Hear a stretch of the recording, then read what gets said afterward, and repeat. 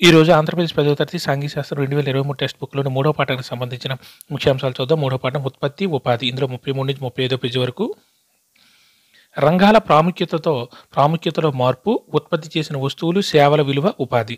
రంగాల ప్రాముఖ్యతలో మార్పు, ఉత్పత్తి చేసిన వస్తువులు, సేవల విలువ, ఉపాధి. వీటన్నిటి గురించి చూద్దాం. ప్రతి సంవత్సరం వస్తువుల, సేవల ఉత్పత్తి పెరుగుతుండడంతో స్థూల దేశీయోత్పత్తి ఎలా పెరుగుతుందో మనకు తెలుసు. ఈ పెరుగుదల ఎలా జరిగింది, దేనివల్ల స్థూల దేశీయోత్పత్తిలో ఎక్కువగా వృద్ధి కనబడింది అనేది తెలుసుకోవడం ముఖ్యం. ప్రస్తుతం అభివృద్ధి చెందినవిగా పరిగణింపబడుతున్న దేశాల అభివృద్ధి తొలి దశలో ఏ రంగాల వాటి స్థూల దేశీయోత్పత్తి పెరుగుదలకు అధికంగా దోహదం చేశాయంటే వ్యవసాయం, దాని అనుబంధ రంగాలు.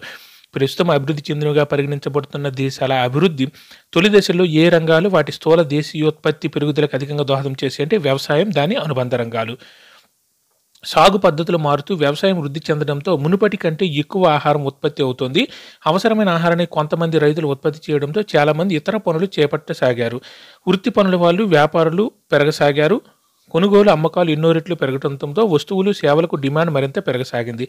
అంతేకాకుండా పాలకులు పరిపాలనకు, సైన్యానికి చాలామంది నియమించసాగారు. అయితే ఈ దశలో మొత్తం మీద ఉత్పత్తి అయిన వస్తువుల్లో ఎక్కువగా ఏ రంగాలకు చెందినవంటే వ్యవసాయం మరియు అనుబంధ రంగాలకు చెందినవే.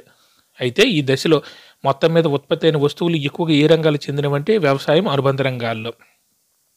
చాలామందికి ఏ రంగాలలోనూ ఉపాధి లభించేదంటే వ్యవసాయం, అనుబంధ రంగాలు. మొదట్లో అందరికీ ఎక్కువగా ఎక్కడ ఉపాధి లభించేదంటే వ్యవసాయం, అనుబంధ రంగాలు. వాటి యొక్క ఉత్పత్తి ఇప్పుడు తగ్గినా సరే ఇప్పటికి కూడా ఎక్కువ ఉపాధి కల్పించేది ఏంటంటే వ్యవసాయ రంగమే. ఇంతకుముందు తరగతిలో పారిశ్రామిక విప్లవం గురించి మీరు చదివినవి మరొకసారి గుర్తు చేసుకోండి. కొత్త ఉత్పత్తి విధానాలు రావడంతో కర్మాగారాలు ఏర్పడి విస్తరించసాగాయి. ఇంతకుముందు వ్యవసాయ క్షేత్రాల్లో పనిచేసిన వాళ్ళు ఇప్పుడు పెద్ద సంఖ్యలో ఎక్కడ పనిచేస్తున్నారంటే కర్మాగారాల్లో పనిచేస్తున్నారు. కొత్త ఉత్పత్తి విధానాలు రావడంతో కర్మాగారాలు ఏర్పడి విస్తరించసాగాయి. ఇంతకుముందు వ్యవసాయ క్షేత్రాల్లో పనిచేసిన వాళ్ళు ఇప్పుడు పెద్ద సంఖ్యలో ఎక్కడ పనిచేస్తున్నారంటే కర్మాగారాల్లో.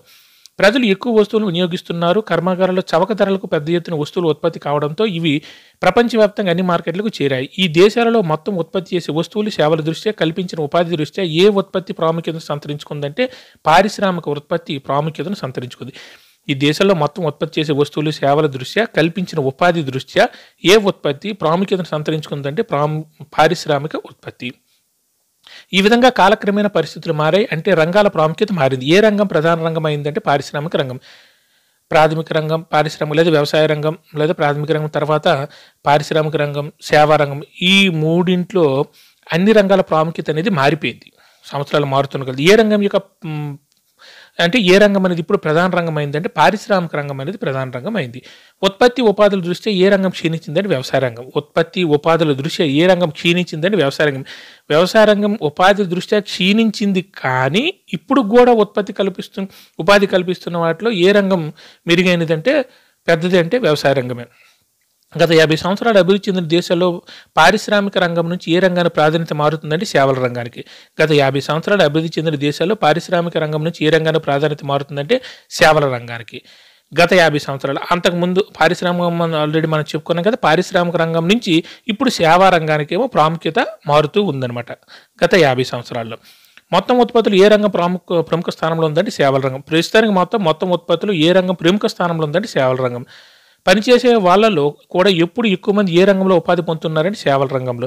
పనిచేసే వాళ్ళలో కూడా ఇప్పుడు ఎక్కువ మంది ఏ రంగంలో ఉపాధి పొందుతున్నారంటే సేవల రంగంలోనే ఉపాధి పొందుతున్నారు. ఉత్పాదక కార్యకలాపాలు అధిక భాగం ఇప్పుడు వస్తువుల ఉత్పత్తి కాకుండా వేటిని అందించడంలో ఉన్నాయి అంటే సేవలు అందించడంలో ఉన్నాయి. అన్ని అభివృద్ధి చెందిన దేశాల్లో ఇదే తీరు కనబడుతుంది. భారతదేశంలో కూడా ఇలా జరుగుతుందా లేక భిన్నంగా ఉందా? ఉత్పాదక కార్యకలాపాల్లో అధిక భాగం ఇప్పుడు వస్తువుల ఉత్పత్తి కాకుండా వేటిని అందించడంలో ఉన్నాయంటే సేవలను అందించడంలో ఉన్నాయి. అన్ని అభివృద్ధి చెందిన దేశాల్లో ఇదే తీరు కనబడుతుంది. భారతదేశంలో కూడా ఇలాగే జరుగుతుందా లేక భిన్నంగా ఉందనేది మనం ఇప్పుడు చూద్దాం. స్థూల దేశీయోత్పత్తిలో వివిధ రంగాల వాటా.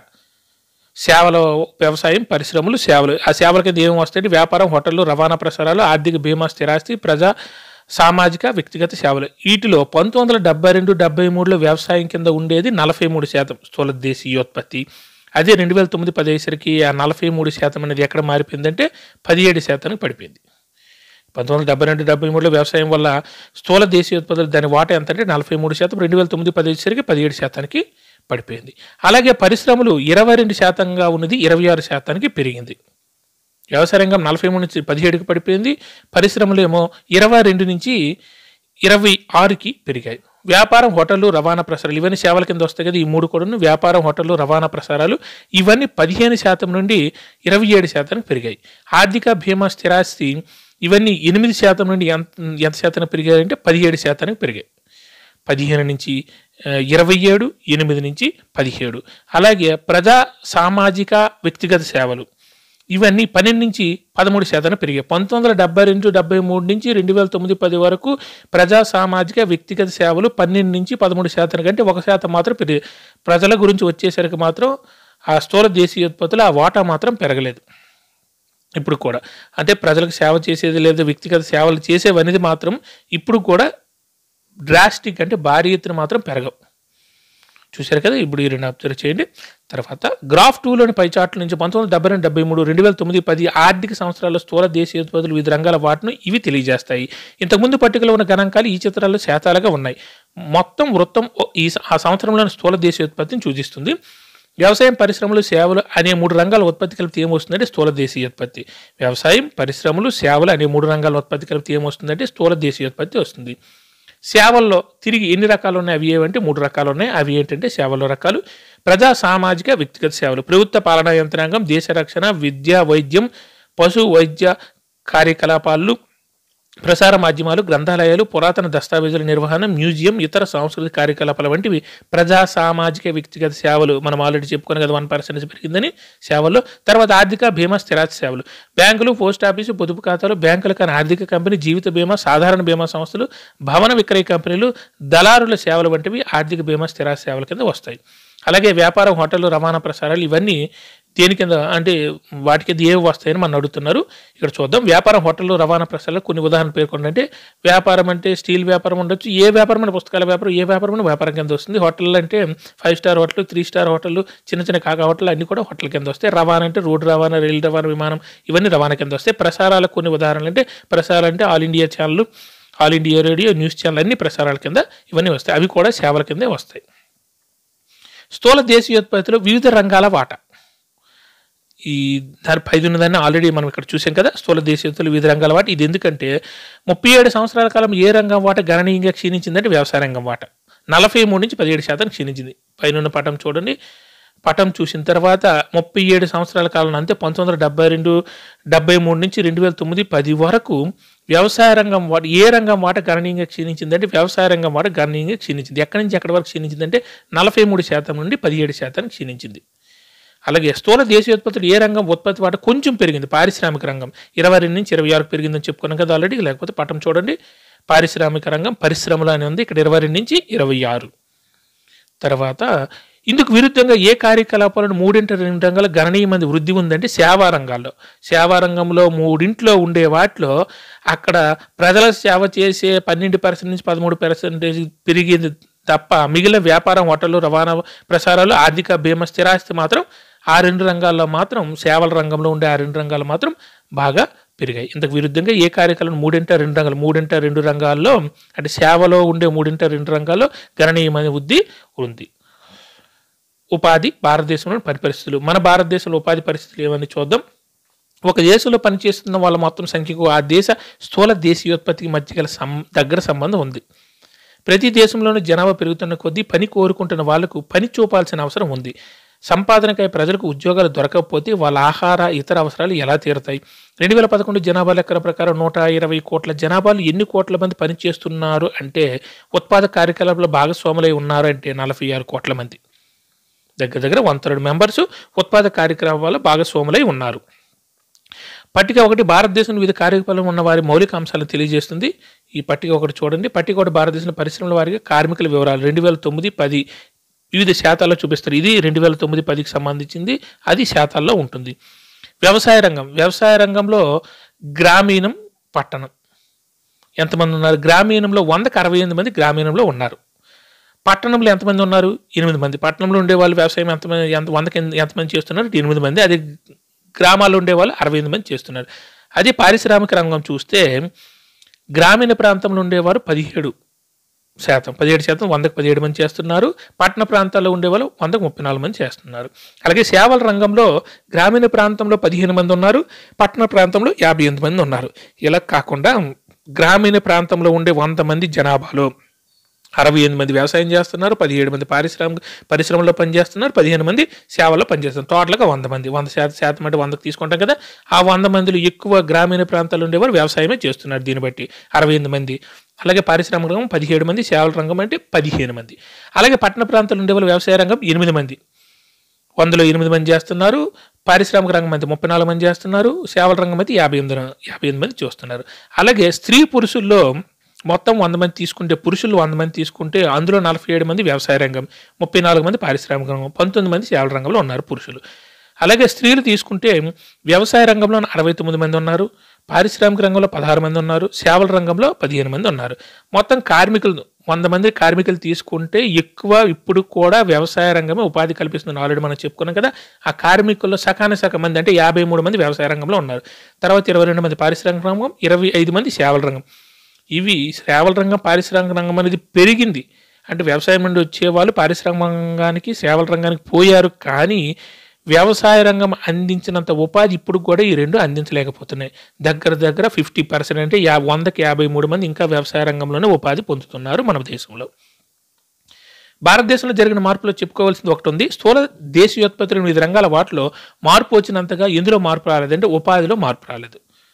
స్థూల దేశీయోత్పత్తులు వివిధ రంగాల్లో వచ్చిన మార్పుతో పోల్చుకుంటే అవి అందించే ఉపాధి మాత్రం పెద్దగా మార్పు రాలేదు. ఆ ఉపాధి వాటాలు కూడా ఇప్పుడు చూద్దాం.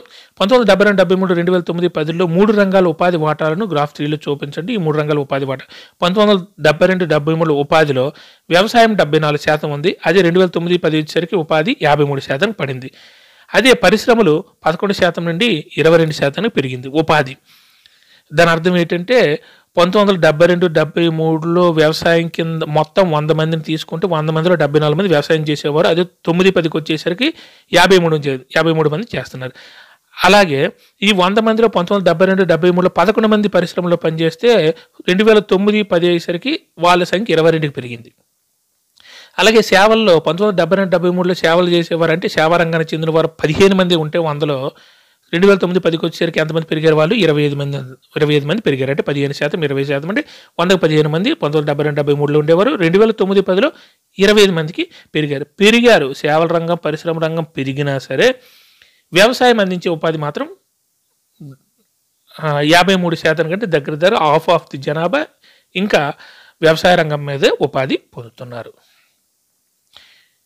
ఇప్పటికీ ఏది ప్రధాన ఉపాధి రంగం ఉంటుందంటే వ్యవసాయం. ఆల్రెడీ మనం చెప్పుకున్నాం. అయితే వ్యవసాయంలో ఉపాధి వాటి ఎందుకు తగ్గలేదు? దీనికి కారణం ఏంటంటే పారిశ్రామిక సేవా రంగాలు తగినంత ఉపాధి కల్పించబడకపోవడమే. దీనికి మెయిన్ కారణం ఏంటంటే వ్యవసాయ రంగం నుంచి పూర్తిగా పారిశ్రామిక రంగానికి లేకపోతే సేవా రంగానికి ప్రజలు ఉపాధి కోసం వెళ్ళకపోవడం కారణం ఏంటంటే అందరికీ అవకాశాలు దొరకకపోవడం, తగినంత ఉపాధి కల్పించకపోవడం ఒక కారణం. ఈ కాలంలో పారిశ్రామిక ఉత్పత్తి ఎన్ని రెట్లు పెరిగిందంటే 9 రెట్లు పెరిగింది పారిశ్రామిక ఉత్పత్తి. కానీ పారిశ్రామిక ఉపాధి ఎన్ని రెట్లు మాత్రం పెరిగిందంటే 3 రెట్లు మాత్రం పెరిగింది. ఉత్పత్తి 9 రెట్లు పెరిగింది, ఉపాధి మాత్రం 3 రెట్లు మాత్రమే పెరిగింది. సేవల రంగంలో ఇదే పరిస్థితి. సేవా రంగంలో ఉత్పత్తి ఎన్ని రెట్లు పెరిగింది కానీ ఉపాధి మాత్రం ఎన్ని రెట్లు పెరిగిందంటే ఉత్పత్తి 14 రెట్లు పెరిగితే ఉపాధి ఏమో 5 రెట్లు మాత్రమే పెరిగింది. ఉత్పత్తి మాత్రం పెరుగుతుంది, వాళ్ళు అందించే ఉపాధి మాత్రం పెరగట్లేదు. ఉత్పత్తి పెరిగినంతగా ఉపాధి పెరగట్లేదు. సేవల రంగం అంటే 14 రెట్లు, 5 రెట్లు. అదే పారిశ్రామిక అంటే 9 రెట్లు, 3 రెట్లు. అది ఉత్పత్తి, ఉపాధి. దీని ఫలితంగా దేశంలోని కార్మికులు సగం కంటే ఎక్కువ మంది వ్యవసాయ రంగంలో ఉండి ఎంత ఉత్పత్తికి మాత్రం దోహదం చేస్తున్నారంటే 6ంట 1 వంతు ఉత్పత్తికి. 100లో 53 మంది ఉపాధి పొందుతున్న వ్యవసాయంలో 6ంట 1 వంతు 1/6 వంతు మాత్రమే ఉత్పత్తికి దోహదం చేస్తున్నారు. 6 వాటాలు వేస్తే 1 వాటా మాత్రమే వ్యవసాయ రంగంలో ఉండేవారు ఉత్పత్తికి దోహదం చేస్తున్నారు. దీనికి విరుద్ధంగా స్థూల దేశీయోత్పత్తులు 70% వాటా ఉన్న పారిశ్రామిక సేవా రంగాలు మొత్తం కార్మికులు దాదాపు ఎంత మాత్రం ఉపాధి కల్పిస్తున్నాయి అంటే సగానికి మాత్రం ఉత్పత్తి కల్పిస్తున్నాయి. స్థూల దేశీయోత్పత్తిలో 75% వాటా ఉన్న పారిశ్రామిక సేవా రంగాలు మొత్తం కార్మికులు దాదాపు ఎంత మాత్రమే ఉపాధి కల్పిస్తున్నాయి అంటే సగానికి మాత్రమే. అంటే దాని అర్థం ఏంటంటే స్థూల దేశీయోత్పత్తిలో 100కి 75 అంటే 100కి 75 రూపాయలు ఈ రెండు రంగాల నుంచి వస్తుంది, పారిశ్రామిక రంగం, సేవా రంగం నుంచి. కానీ ఉపాధి మాత్రం 100కి 50 మందికి మాత్రమే కల్పిస్తున్నాయి. ఏ రంగాలు? పారిశ్రామిక రంగాలు, సేవా రంగాలు. అర్థమైంది కదా. 70% వాటా ఉన్న పారిశ్రామిక సేవా రంగాలు మొత్తం కార్మికులు దాదాపు ఎంత మాత్రం ఉపాధి కల్పిస్తున్నాయి అంటే సగానికి మాత్రమే. కార్మికులు 100 మంది తీసుకుంటే 50 మందికి మాత్రమే ఉపాధి కల్పిస్తున్నాయి.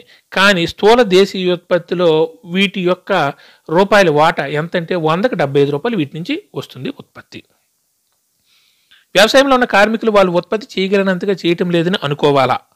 పట్టిక 1 జాగ్రత్తగా అధ్యయనం చేసి కింది ప్రశ్నలకు సమాధానాలు ఇవ్వండి. ఇక్కడ క్వశ్చన్ అడుగుతాను చూసారా, వ్యవసాయంలో ఉన్న కార్మికులు వాళ్ళ ఉత్పత్తి చేయగలిగినంతగా చేయటం లేదని అనుకోవాలా? అనుకోని అవసరం లేదు. వీళ్ళకి ఇచ్చిన ప్రోత్సాహకాలు రైతులకు కూడా ఇస్తే వాళ్ళు కూడా ఉత్పత్తి చేస్తారు. ఇంతకుముందు వ్యవసాయమే ఎక్కువగా ఉపాధి కల్పించేది. అలాగే ఇవన్నీ పెరగడం వల్ల వ్యవసాయం నుంచి ఇటుపక్క అందరూ డైవర్ట్ అవుతున్నారు. వ్యవసాయ రంగానికి ఎక్కువగా మనం ప్రోత్సాహం కల్పిస్తే అదే ఇంకా ఎక్కువగా ఉపాధి కల్పిస్తుంది. వ్యవసాయ రంగంలోని అత్యధిక కార్మికులు డ్యాస్లో నివసిస్తున్నారంటే గ్రామీణ ప్రాంతాలు, అంటే గ్రామంలో నివసిస్తున్నారు. మనం ఆల్రెడీ పై పట్టిక చూసి చెప్పవచ్చు. చాలామంది డ్యాస్ పనివారు వ్యవసాయ రంగాల్లో ఉపాధి పొందుతున్నారు. అంటే గ్రామీణ పనివారు మాత్రమే వ్యవసాయ రంగంలో ఉపాధి పొందుతున్నారు. పట్టణంలో ఉండేవారు వ్యవసాయం చేసేవాళ్ళు తక్కువని ఆ పట్టిక చుట్టూ మనకు అర్థమవుతుంది. 90% కంటే అధికంగా ఉన్న పట్టణ ప్రాంత పనివారు ఏ రంగాల్లో ఉపాధి పొందుతున్నారంటే పారిశ్రామిక సేవా రంగాలు. 90% కంటే అధికంగా ఉన్న పట్టణ ప్రాంత పనివారు ఏ రంగాల్లో ఉపాధి పొందుతున్నారంటే పారిశ్రామిక సేవా రంగాల్లో మాత్రమే ఉపాధి పొందుతున్నారు. అక్కడ పట్టిక చూసి మీరు చూసుకోండి. స్త్రీ పురుషుల నిష్పత్తి పోలిస్తే స్త్రీలు ఏ రంగాల్లో కొద్ది శాతం మాత్రమే ఉపాధి పొందుతున్నారంటే పారిశ్రామిక సేవా రంగాల్లో. స్త్రీ పురుషుల నిష్పత్తి పోలిస్తే స్త్రీలు ఏ రంగాల్లో కొద్ది శాతం మాత్రమే ఉపాధి పొందుతున్నారంటే ఏ రంగాల్లో పారిశ్రామిక సేవా రంగాల్లో ఉపాధి పొందుతున్నారు. Thank you.